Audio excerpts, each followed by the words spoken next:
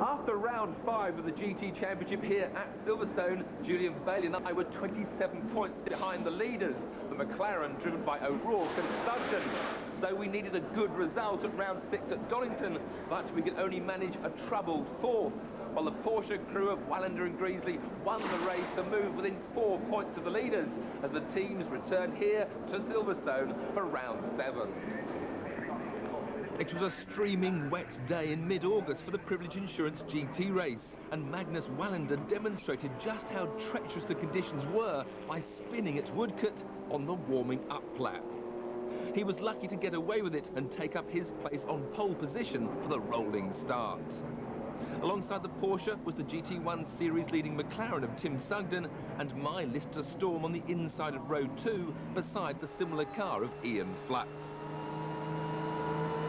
The lights change to green, and everyone is very careful, applying 600 plus horsepower on the slippery tarmac. Into Cox, and Sugden takes the inside line ahead of Wallander, while Flux takes 3rd ahead of me. But on board with Sugden, the Swede has retaken the lead on the run to Beckett's, and I've retaken 3rd from Flux.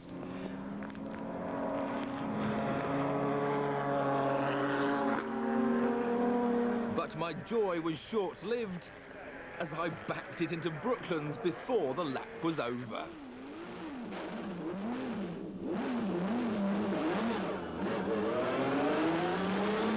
No damage done except to my pride, but valuable time had been lost. Down into the Abbey hairpin, and Wallander is defending the inside line. But Sugden has other plans, and as he fights to get the power down on the exit, he pulls to the inside on the approach to Bridge. Wallander tries to tough it out on the outside, but Tim has the lead. Until Brooklands, where Magnus is back on the inside. But Tim hangs on and now has the inside for Luffield. Again, Wallander holds on. They touch, and the McLaren snaps into a 360-degree spin. Sugden is lucky to avoid the wall and rejoin the track. Further back, I'm gradually regaining the places I'd lost, but overtaking anyone isn't easy, even if it is a GT2 Porsche, because they have ABS brakes and superb traction, with the engine sitting over the rear wheels and narrower tyres that help cut through the standing water. Awful visibility doesn't help either, but 2 corners later, I'm finally back up another place to 6th. Wallander now held a relatively safe lead over Sugden, but braking for Abbey, the McLaren driver locks his rear wheels, incredibly managed to hop, skip and roll across the gravel trap, restart the engine, and survive to fight on again. Sometimes luck is on your side. A couple of laps later, Wallander wasn't so fortunate. Pressing hard to build a lead to hand over to his slower partner, John Greasley, he lost the back end out of Abbey and found a very solid wall, putting the car out of the race and severely denting their championship hopes.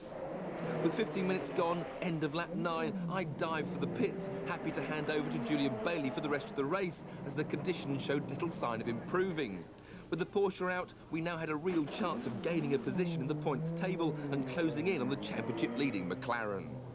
Into Abbey on lap 10, and Flux was now leading, but the recovering Sugden was about to pull his favourite trick and regain the lead at Bridge.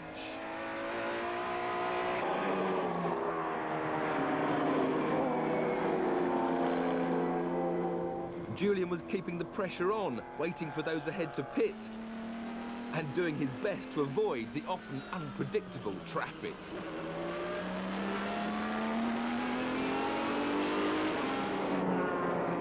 But with the conditions no better and Wallander's wreck in a dangerous place, the safety car was sent out to help clear up the mess, and Richard Dean in the GT2 leading Chrysler Viper, who had been running just ahead of me, took the opportunity to pit for his driver change. When the field lined up for the restart, Sugden and Flux had stayed on board to head the pack, with the Marquis LM600 of Thomas Erdos, who had set the overall fastest race lap, now in 3rd and the leading GT2. As the green flag flew, Kurt Luby, now in the leading Viper, had the cheek to squeeze past my man Bailey on the inside for 4th place. The narrower tyres giving the GT2 drivers much more confidence in the soaking conditions. When the McLaren's owner, Steve O'Rourke, took over the lead machine, he was soon to discover just how tricky those conditions were. Fortunately for him, the charmed life of his machine was still working, and although his lead was lost, his race wasn't over. With Flux stopping to hand his Lister over to Jake Ulrich, the Viper now moved into the lead and held a comfortable cushion over Julian, who now led GT1. The question was, would he play safe and accept maximum points, or take risks and go for overall victory? Richard Dean looked fairly relaxed, whatever the outcome. On the 30th and last lap, they both lapped O'Rourke, who finished back in 8th overall, but 4th in class gave the McLaren crew a valuable 10 points to help their cushion at the top of the GT1 table. Julian never challenged the Viper, which went on to score a memorable overall victory and clinch the dominant GT2 crew of Richard Dean and Kurt Luby the overall championship crown. So, going into the penultimate round at Spa, the McLaren crew looked favourites for the GT1 championship. But we still had a chance with the Lister Storm, as long as we scored maximum points. Qualifying was not particularly encouraging for us, and it looked as if we would have to rely on race strategy. Tim Sugden was fastest by 3 seconds in the McLaren, but his slower partner, Steve O'Rourke, was to take the first stint. Julian was alongside him on the front row, while Anthony Reid had been drafted in to share the Lister as I was committed elsewhere. At the rolling starts, Julian powered away into the lead, while Steve slotted into second ahead of the 2 other Listers as the field streamed through Eau Rouge.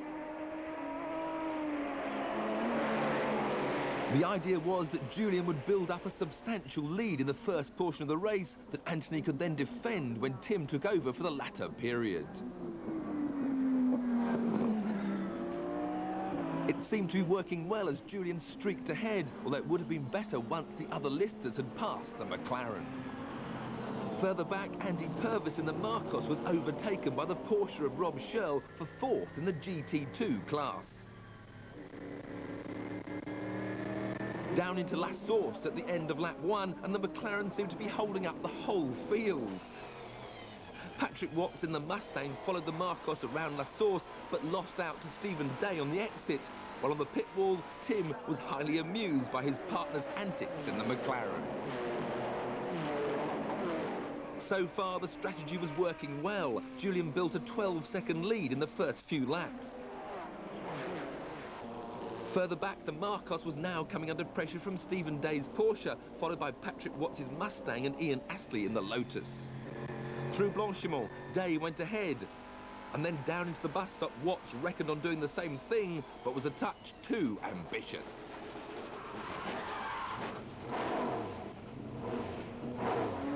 The Marcos escaped unscathed, but the Porsche burnt fiercely, and the Mustang struggled to get back on the track. From on board the Marcos, Day took the normal line and was clipped by the out-of-control Mustang. As Purvis recovers, he loses a place to the Lotus of Astley, while Watts continues to throw obstacles into everyone's way before needing a push out of the gravel so that he could return to give an explanation to his crew. All of this, unsurprisingly, brought out the safety car, so Julian saw all his good work disappear in an instant. To make matters worse, the Lister radio had packed up, and he was unaware that the opportunity to change drivers had just begun. Crucially, O'Rourke headed for the pits, while Julian headed for another long lap behind the pace car.